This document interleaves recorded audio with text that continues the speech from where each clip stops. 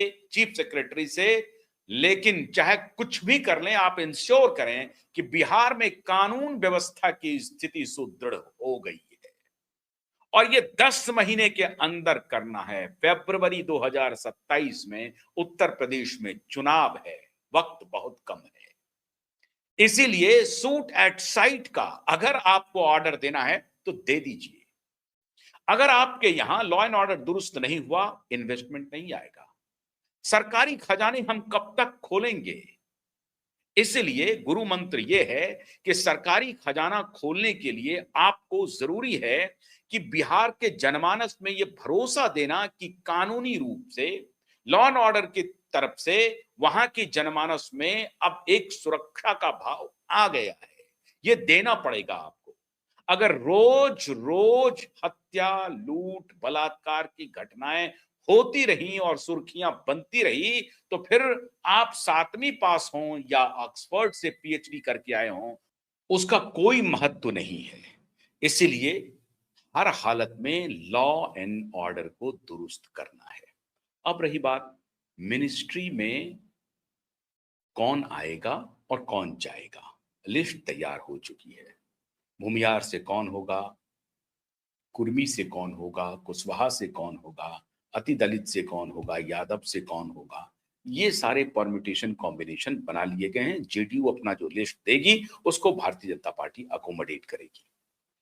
विजय सिन्हा के जो नाराज होने की खबर है उनको भी कह दिया गया, साफ संकेत दे दिया गया है कि शांति बनाए रखिए, समर्थन कीजिए।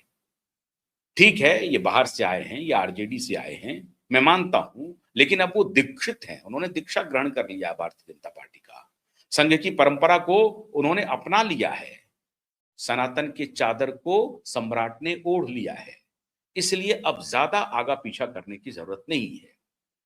आप कैबिनेट में शामिल हो सकते हैं, हो सकता है कि विजय सिन्हा जी को कैबिनेट में शामिल किया जाए। अगर उन्होंने ना नुकुर किया तो फिर उन्हें कहीं ना कहीं अकोमोडेट किया जाएगा।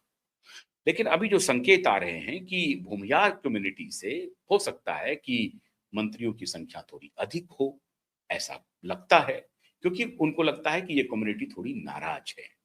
और जेडीयू का भी इस कम्युनिटी पर अच्छा खासा वर्चस्व है। ललन बाबू वहां मौजूद हैं, इसके अलावा विजय चौधरी मौजूद हैं, इसके अलावा अभी न्यू इंट्रांट हुए हैं अरुण कुमार सिंह जहानाबाद के, उनके पुत्र एमएलए हैं।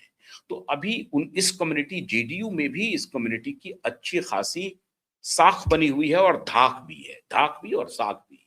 बीजेपी में भी साख है और धाक है।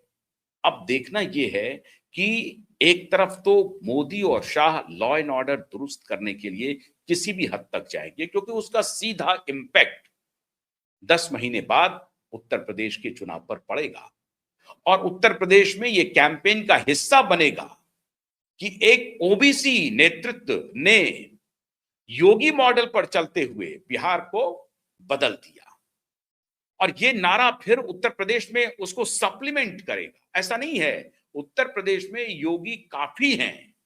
योगी ने डेवलपमेंट के वो कीर्तिमान रच दिए हैं जो दूसरों के लिए एक प्रकार से माइलस्टोन है। और लॉ एंड ऑर्डर पर भी योगी बहुत जबरदस्त काम कर रहे हैं। एक तरफ डेवलपमेंट है, दूसरी तरफ लॉ एंड ऑर्डर है।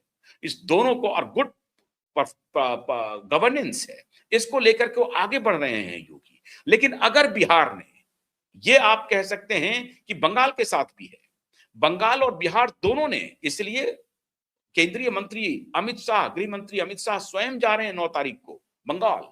वहां भी वो गुरु मंत्र देने वाले हैं कि बंगाल और बिहार में अगर लॉ एंड ऑर्डर दुरुस्त हो गया तो गंगोत्री से गंगा सागर तक फिर हम ये बताएंगे खाली हमारा केसरिया नहीं लहरा रहा है, गंगोत्री से गंगा सागर तक कानून व्यवस्था, राम राज्य स्थापित हो गया है। ये है narrative, and this is going to be a new narrative for upcoming UP election. Mind it. मैं पूरी गंभीरता से यह बात कह रहा हूं कि राम राज्य कैसे स्थापित होता है, इसे नारा नहीं सत्य साबित करना चाहती है भारतीय जनता पार्टी। राम राज्य का तात्पर्य है कि महिलाएं पूरी तरह से सुरक्षित महसूस करें, व्यापारी सुरक्षित महसूस करें। अगर व्यापारी सुरक्षित हैं, महिलाएं सुरक्षित हैं, तो समझ लीजिए कि वहां राम राज्य है। और यही साबित करना चाहते हैं मोदी और शाह। गंगोत्री से गंगा सागर तक। इसलिए बंगाल में भी कानून व्यवस्था मोदी और योगी, मोदी और अमित शाह के निशाने पर है। तो शुरुआत 7 मई से हो रही है और उसके फौरन बाद 9 मई का होगा। और फिर मैं आपको बता रहा हूं कि ये जो पश्चिम बंगाल और बिहार का कुछ डिस्ट्रिक्ट जो जिसके की डेमोग्राफी बदल गए हैं पिछले कई वर्षों में, और उसमें मानिए ना मानिए श्रीमान नीतीश बाबू की भी बड़ी भूमिका रही है, क्योंकि उनके एक बहुत पसंदीदा ऑफिसर थे। वो कितने वर्षों तक मिनिस्ट्री ऑफ होम में रहे और उनकी क्या भूमिका है पता नहीं। भारत सरकार उसकी जांच कराएगी कि नहीं कराएगी, लेकिन जांच करे न करे, लेकिन उनका मंसूबा नाकामयाब हो जाएगा, ये आप तय मान के चलिए। क्योंकि अगर ये इलाका यूनियन टेरिटरी बनता है या उसके लिए अलग पुलिसिंग की व्यवस्था होती है या मिलिट्री के हवाले किया जाता है, तब भी आप मान के चलिए कि कुछ ना कुछ तो हुआ। और इस पर भारत सरकार की निगाह है। बहुत ही वल्नरेबल इलाका है वो, नेपाल से सटा हुआ है, बांग्लादेश उस तरफ पहुंच रहा है बंगाल होते हुए। ऐसी परिस्थिति में बांग्लादेश और नेपाल दोनों के बॉर्डर को ठीक करना भारत सरकार की जिम्मेदारी है। और अब तो भारत सरकार को कोई कहने वाला नहीं है, क्योंकि पश्चिम बंगाल में भी भाजपा की सरकार, बिहार में भी भाजपा की सरकार। तो बहुत सारी चुनौती अभी सम्राट के सामने आने वाली है। इंटरनल कॉन्फ्लिक्ट 7 मई के बाद कोशिश होगी उसको खत्म कर दिया जाए, डंडे की बल पर, प्रेम मोहब्बत से नहीं। साफ साफ संकेत, काम करना है तो करिए, नहीं तो रास्ता देखिए। भारतीय जनता पार्टी के कार्यकर्ताओं को सीधा संकेत है कि या तो आप सम्राट का साथ दीजिए, और अगर आपने सम्राट का टांग खींचने की कोशिश की तो यह माना जाएगा कि आप मोदी और शाह की बगावत कर रहे हैं। तो फिर आप सोच लीजिए आगे इस पार्टी में चलना है या नहीं चलना है। साफ संकेत भारतीय जनता पार्टी के कार्यकर्ताओं और नेताओं को मोदी और शाह की होगी पाटलिपुत्र पहुंचते ही, ये मान लीजिए आप। तो इंटरनल कॉन्फ्लिक्ट जो बीजेपी के अंदर हो सकता है उसकी संभावना समझिए कल के बाद खत्म हो जाएगी। अब रही बात जो पार्टनर है जेडीयू की, जेडीयू में भी बिल्कुल संकेत साफ है, वहां भी कोई कंफ्यूजन नहीं है। आप मंत्री का लिस्ट लाइए, हम अकोमोडेट करने के लिए तैयार हैं। असली जो चुनौती है सम्राट की, स्कैमस्टर को पकड़ना, बड़े क्रिमिनल को पकड़ना। अभी कुछ शूट आउट हुए हैं, आपने देखा कि कुछ दिन पहले भागलपुर से एक खबर आई थी जब इनकाउंटर हुआ, एक तथाकथित अपराधी की भूमिका थी जिसमें एक सरकारी अधिकारी की मौत हो गई, हत्या हो गई। उसके बाद 12 घंटे के अंदर या 24 घंटे के अंदर इनकाउंटर कर दिया गया, गोपालगंज में इनकाउंटर हो गया, और ये इनकाउंटर का सिलसिला चलेगा। अब कुछ लोग कहेंगे पूर्व डीजीपी की खबर सुन रहे थे कि नहीं बहुत सारे अफसर नप जाएंगे, ये हो जाएंगे। आप पुलिस को अधिकार दें, उनको मजबूत बनाएं। इसी बिहार में आप टू मच ऑफ डेमोक्रेसी की वजह से पुलिस वालों के कॉलर पकड़े जा रहे थे, गुंडे पुलिस वालों पर अटैक कर रहे थे, गांव में पुलिस वाले जाने से घबरा रहे हैं, बहुत जगह पुलिस वालों पर हमला किया गया। अब पुलिस वालों की संख्या कम होती है, अगर आप भीड़ निकाल दें तो भीड़ के पीछे कैसे जाएगी? गोली फायर करना आत्मरक्षा वो कर तो सकते हैं, लेकिन गोली फायर करने के पहले वो कई बार सोचते हैं कि पता नहीं इसके बाद क्या होगा इंक्वायरी में। तो इसलिए ये मन स्थिति बदलने की आवश्यकता है, और सम्राट ने मन स्थिति बदलने की पूरी कोशिश कर ली है, फरमान भी सुना दिया है। अब पक्का मान के चलिए जो इनकाउंटर हाल में ही हुए हैं, 15 अप्रैल के बाद से इतने दिनों में ही जो इनकाउंटर हुए हैं, वो संकेत दे रहा है कि सम्राट चुप नहीं रहने वाले हैं, लॉ एंड ऑर्डर के मसले पर समझौता नहीं करेंगे। अब एक बात और खास बात है, बालू माफिया, दारू माफिया। अब ये जो बालू माफिया, दारू माफिया है, जो बीजेपी के भी अधीन है और जेडीयू के भी अधीन है, उनको नियंत्रित कैसे करेंगे सम्राट? मोदी और शाह को मालूम है ये बात।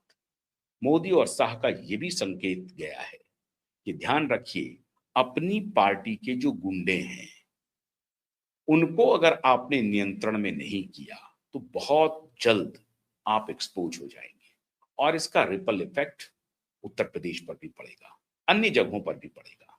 इसलिए उससे नाता किसी भी सूरत में तोड़ के ही चलना है। ये बालू माफिया और दारू माफिया ये हर पार्टी में मौजूद है।